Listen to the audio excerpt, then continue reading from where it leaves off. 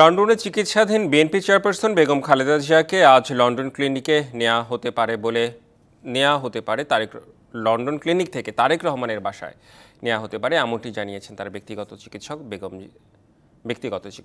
বেগম জিয়া আগের চেয়ে কিছুটা সুস্থ আছেন বলে জানান তিনি।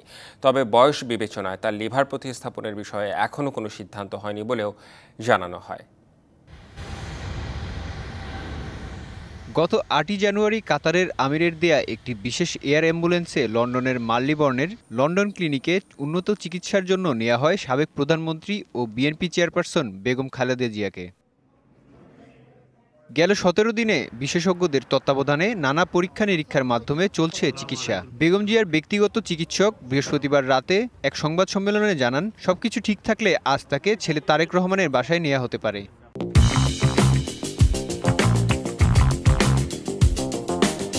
সব ঠিক থাকে তাহলে হয়তো কালকে ওনার সন্ধ্যার দিকে ইভিনিংয়ে আওয়ারে ছুটি হওয়ার সম্ভাবনা আছে। উনি সার্বক্ষণিকভাবে প্রফেসর প্যাট্রিক কেনেডি এবং জেনিফার ক্রস ওনাদের সার্বিক তত্ত্বাবধানে উনি চিকিৎসা অধীন থাকবেন। এছাড়া বেগম জিয়ার প্রায় সকল পরীক্ষা নিরীক্ষা করা হয়েছে এবং রিপোর্টও এসেছে। কয়েকটি নমুনা পরীক্ষার জন্য লন্ডন ক্লিনিকের বাইরে পাঠানো হয়েছে বলে জানান তিনি।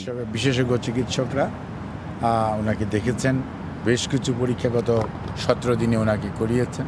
ওনার যে পরীক্ষার রিপোর্ট তার মধ্যে দু একটা এখনও আসেনি, কয়েকটা পরীক্ষার রিপোর্ট এখানেও হয় না, কয়েকটা পরীক্ষা আছে, সেগুলো বাইরে থেকে ওনারাই করাচ্ছেন।